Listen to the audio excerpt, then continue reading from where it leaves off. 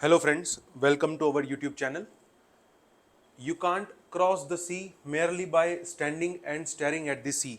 We all know कि ये line किसने लिखी है, रविंद्रनाथ टैगोर जी, इंडिया के एक बहुत ही बड़े फेमस पोएट है जिनको ग्लोबल रिकग्निशन मिला। तो आज की वीडियो में हम देखेंगे रविंद्रनाथ टैगोर की ओवरऑल जर्नी कैसी रही, नेशनलिज्म के अंदर उनका क्या कंट्रीब्यूशन है। Because we all know last year की अगर हम बात करें तो यूपीएससी की मेंस में इस टाइप के क्वेश्चन भी पूछे गए थे कि जिसमें गांधी और रविंद्रनाथ टैगोर को कंपेयर करके एक क्वेश्चन पूछा गया था। सो लेट अस सी, सबसे पहले बात करें रविंद्रनाथ टैगोर की तो उनका जन्म जो है वो 7 मई 1861 में हुआ। उनके पिताजी जो है उनका भी हम हिस्ट्री के अंदर मेंशन देखते हैं कि उनके पिताजी जो देवेंद्रनाथ टैगोर है, राजा राम मोहन रॉय के बाद जिन्होंने ब्रह्मो समाज को संभाला वो है देवेंद्रनाथ टैगोर। तो देवेंद्रनाथ टैगोर और शारदा देवी उनकी माँ का नाम है और रविंद्रनाथ टैगोर को और भी कई सारे टाइटल से बुलाया जाता है, जैसे कि उनको कवि गुरु भी कहा जाता है, उनको गुरुदेव भी कहा जाता है, क्योंकि शांति निकेतन के अंदर जो गुरुदेव की परंपरा है वो उनकी शुरुआत रविंद्रनाथ टैगोर जी ने की थी और उनको विश्व कवि भी कहा जाता है। सो रविंद्रनाथ टैगोर के बारे में अगर बात करें, सो फर्स्ट ऑफ ऑल उन्होंने जो अपनी पढ़ाई है वो लंदन से की है and at the age of 13 उन्होंने अपनी सबसे पहली पोएम लिखी। उस पोएम का नाम था अभिलाष।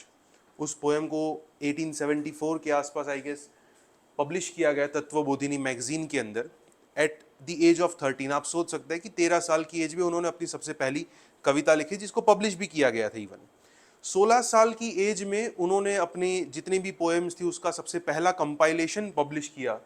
उस कंपाइलेशन का नाम है Kabi Kahini, the tales of the poet. तो 16 साल की एज में उन्होंने ये बखूबी काम करके दिखाया और फिर जब पढ़ाई ख़त्म करके वो इंडिया में वापस आए तो तब cultural spiritual activities, cultural activities and artistic ways में उनका इंटरेस्ट काफ़ी ज़्यादा था और इंडिया आके उन्होंने ज्वाइन किया शांति निकेतन, जिसमें उन्होंने सबसे ज़्यादा कंट्रीब्यूट किया है शांति निकेतन के डेवलपमेंट में।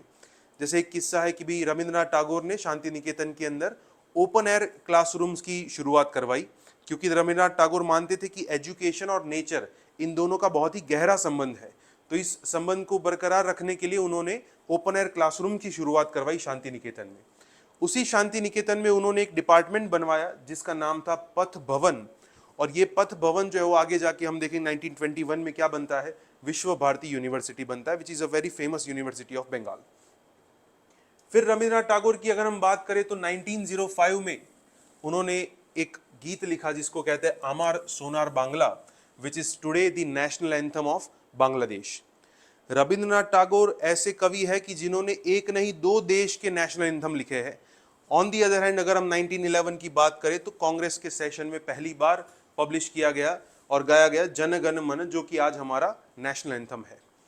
जन गण मन ओरिजिनली काफ़ी एक्सटेंसिव वर्जन था उसका और उसमें से कट करके फिर 1919 में आंध्र प्रदेश के अंदर एक जगह है जिसका नाम है Madanapalle, which is a district in Andhra Pradesh, और वहाँ पे फिर 1919 में ये जो ओरिजिनल टेक्स्ट था उसको इंग्लिश में ट्रांसलेट किया गया था।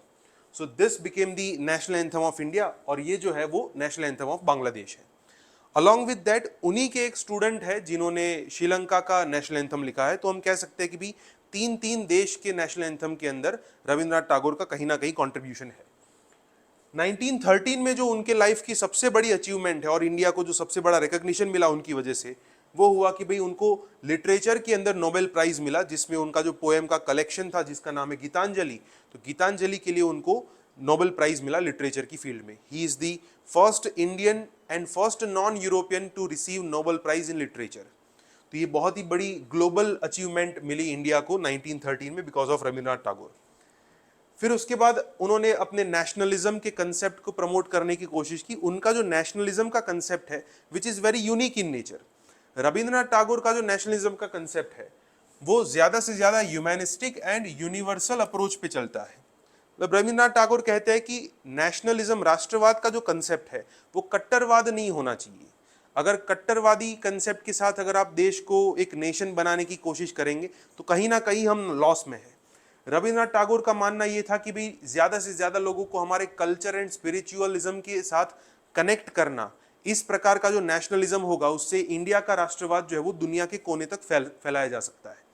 तो इस मामले में बाकी जो राष्ट्रवादी नेता थे उनकी कंपैरिजन में रविंद्रनाथ टैगोर का जो अप्रोच है वो काफी यूनिक माना गया है, क्योंकि रविंद्रनाथ टैगोर जो है उन्होंने एक किताब भी लिखी नेशनलिज्म, जिसके दो पार्ट है, एक है nationalism in West and nationalism in India. तो जहां पे उनका थोड़ा क्रिटिकल अप्रोच है कि भाई इंडिया में राष्ट्रवाद कैसा होना चाहिए, जो वेस्टर्न कंसेप्ट है उसको भी उन्होंने क्रिटिसाइज किया है कि रेडिकल टाइप का राष्ट्रवाद जो है वो कहीं ना कहीं इंसान को डैमेज पहुंचाता है। और जिसके चलते इन्होंने जो नेशनलिज्म के ऊपर किताबें लिखी है, बहुत सारे लोग इंक्लूडिंग महात्मा गांधी, उन्होंने उस चीज को काफी प्रेज किया है। फिर उसके बाद अगर हम देखें कि रविंद्रनाथ टैगोर तो 1915 में उनको ब्रिटिश गवर्नमेंट के द्वारा नाइटहुड का टाइटल दिया गया, which is a very famous title. But जब 1919 में जलियांवाला बाग मैसेकर हुआ और बहुत सारे लोगों की हत्या की गई, जिसके चलते उन्होंने एज अ रिएक्शन अपना नाइटहुड का जो खिताब है वो अंग्रेजों को वापस दे दिया। ऐसा कहा जाता है कि महात्मा गांधी को जो महात्मा का टाइटल है वो भी किसने दिया है, रविंद्रनाथ टैगोर ने ही दिया है।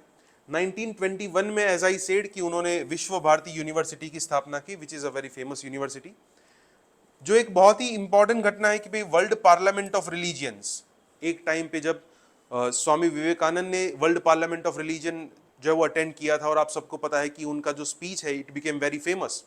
At the same time Rabindranath Tagore is also a person कि जिन्होंने दो बार 1929 एंड 37 में वर्ल्ड पार्लियामेंट ऑफ रिलीजन को प्रिसाइड किया हुआ है।